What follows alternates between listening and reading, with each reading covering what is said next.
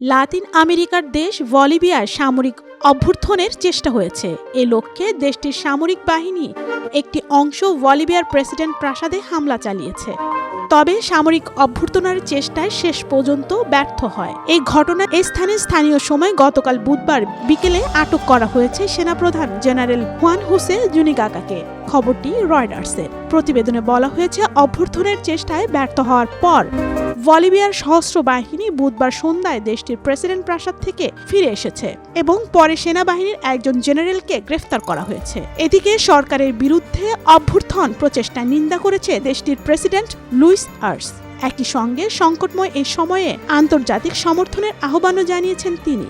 এর আগে জেনারেল জোয়ান জোসে জুনিগাগার নেতৃত্বে সামরিক বাহিনীর বিভিন্ন ইউনিট লাপাস শহরের সেন্ট্রাল প্লাজা মুরিলো স্কোয়ারে জড়ো হয়। এখানেই প্রেসিডেন্ট প্রাসাদ এবং দেশটির কংগ্রেস ভবন অবস্থিত। প্রত্যক্ষদর্শীরা রয়টার্সকে জানায়, সামরিক বাহিনীর এক সজোয়া যান প্রেসিডেন্ট প্রাসাদের দরজায় ঢুকে যাচ্ছে এবং সৈন্যরা সেখানে ভিড় করছে। প্রেসিডেন্ট আর্স তার প্রাসাদের ভেতর থেকে সে সময় বলেন, আজ দেশটির একটি অভ্যুত্থানের চেষ্টার মুখোমুখি হচ্ছে।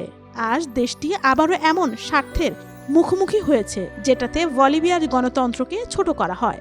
এ সময় প্রাসাদের বাহিরে সহস্র সৈন্যরা অবস্থান করছিল। তিনি বলেন, বলিভিয়ার গণতন্ত্রকে আজ আহ্বান জানানো হয়েছে। গণতন্ত্রের পক্ষে অভ্যুত্থানের বিরুদ্ধে বলিভিয়ান জনগণকে সংগঠিত করা প্রয়োজন আমাদের।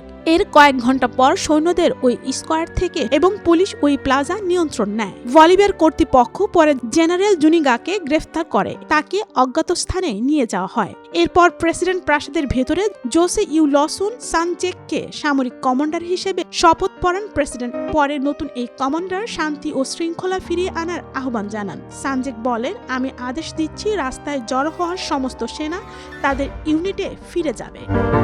আমরা অনুরোধ করছি আমাদের সৈন্যদের রক্ত যেন না ঝরে।